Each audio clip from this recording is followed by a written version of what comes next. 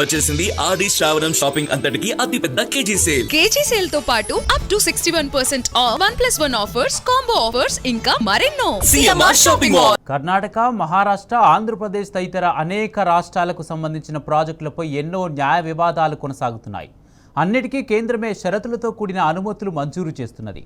కానీ తెలంగాణ ప్రాజెక్టు పాలమూరు రంగారెడ్డి ఎత్తిపోతల స్కీమ్కు మాత్రం కుంటి సాకులు చెబుతూ అనుమతులను తిరస్కరిస్తూ వస్తున్నది.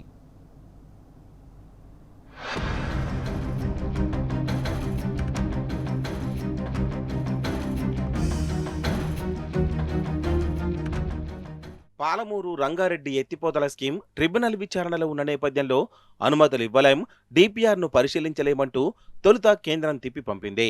ఆ తర్వాత ఏపీ సర్కార్ పోలవరం బనకచర్ల లింక్ ప్రాజెక్టును తెర మీదకు తెచ్చింది. ఈ నేపథ్యంలో పాలమూరుకు ఎన్ఓసీ ఇస్తే బనకచర్ల ప్రాజెక్టుపై అనుమతులకు తెలంగాణ ఒప్పిస్తామని కేంద్రమే మధ్యవర్తిత్వం నెరపడం ప్రారంభించింది. చర్చలు కొనసాగించింది. సీఎం రేవంత్ సైతం ఆ ప్రతిపాదనలకు జైకొడుతూ ఎన్ఓసీ తీసుకొస్తామని, తీపి కబురు చెబుతామని పదే పదే ఊదరగొడుతున్నారు. మొత్తంగా బనకచర్ల కోసమే పాలమూరును ఫలంగా పెడుతున్నారని తేడతెల్లమైపోతుంది. రాజ్యసభలో తాజాగా కేంద్రం వెల్లడించిన అంశాలతో బీజేపీ, కాంగ్రెస్ కుమ్మక్కు రాజకీయాలు మరోసారి బట్టబయలయ్యాయి.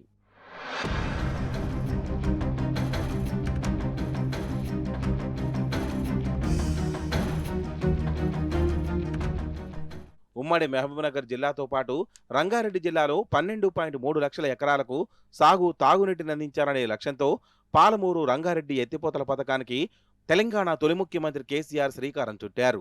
మైనర్ ఇరిగేషన్లో వినియోగించుకొని 45 టీఎంసీలు, గోదావరి డైవర్షన్ ద్వారా వచ్చే 45 టీఎంసీలను, మొత్తంగా 90 టీఎంసీల నికర జలాలను ప్రాజెక్టుకు కేటాయించి డిపిఆర్ను 2022 సెప్టెంబర్లో సిడబ్ల్యూసీకి సమర్పించారు. కేంద్ర పర్యావరణ, అటవీ మంత్రిత్వ శాఖ పరిధిలోని ఎక్స్పర్ట్ అప్రైజల్ కమిటీ సైతం ప్రాజెక్టుకు పర్యావరణ అనుమతులు మంజూరు చేయాలని కేంద్రానికి సిఫార్సు చేసింది.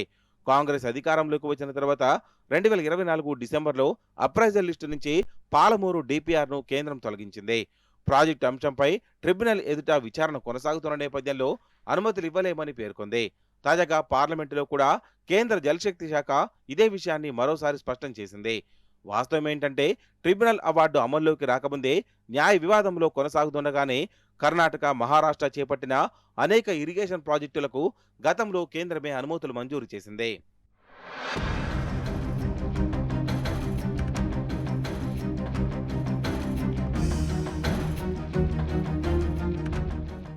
అప్పర్ భద్ర, అప్పర్ కృష్ణా స్టేజ్ 3, అప్పర్ తుంగతో పాటు ఆ జాబితాలో మహారాష్ట్రకు చెందిన పదుల సంఖ్యలో పలు ఇరిగేషన్ ప్రాజెక్టులున్నాయి. అంతేకాదు అప్పర్ భద్ర, అప్పర్ తుంగ ప్రాజెక్టులకు నీటి కేటాయింపుల అంశంపై సుప్రీంకోర్టులో స్పెషల్ లీవ్ పిటిషన్ దాఖలు కాగా దాని మీద విచారణ కొనసాగుతుంది. ట్రిబ్యునల్ 2 అవార్డు సైతం అమల్లోకి రాలేదు. అయినప్పటికీ అప్పర్ భద్ర ప్రాజెక్టుకు టీఏసీ అనుమతులను కేంద్రం మంజూరు చేయడంతో పాటు జాతీయ హోదా ప్రకటించింది. గతంలో కృష్ణా బేసిన్ నుంచి పెన్నా బేసిన్కు జలాలను మళ్లించే హంద్రీనివా సుజల స్రవంతి, గాలేరు నగరి సుజల స్రవంతి, వెలిగొండ, మల్యాల, పోతిరెడ్డిపాడు హెడ్ రెగ్యులేటరీ విస్తరణ పనులతో పాటు ఆయా ప్రాజెక్టులపై కర్ణాటక, మహారాష్ట్ర సర్కారులు ట్రిబ్యునల్లో ఫిర్యాదు చేశాయి. ప్రాజెక్టులు నిర్మించుకున్న ట్రిబ్యునల్ అవార్డుకు కట్టుబడి ఉండాలని షరతు విధిస్తూ కేంద్రం అనుమతులు మంజూరు చేసింది.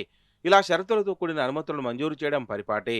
ఆ అవకాశం ఉన్నప్పటికీ పాలమూరు రంగారెడ్డి ఎత్తిపోతల ప్రాజెక్టుకు కేంద్రం అనుమతులు ఇవ్వకుండా నాంచుతోంది. ఈ ప్రాజెక్టు పూర్తిగా కృష్ణా బేసిన్లోని ప్రాజెక్టు. అత్యంత కరువు పీడిత ప్రాంతాలకు సాగునీటిని అందించే ఇన్ బేసిన్ ప్రాజెక్టు. ఏ ప్రమాణాల ప్రకారం చూసినా కృష్ణా జలాల కేటాయింపులో తొలి ప్రాధాన్యత దక్కే ప్రాజెక్టు. అయినా జాతీయ హోదా ఇవ్వకుండా కేంద్రం కుంటి సాకులు చూపుతోంది.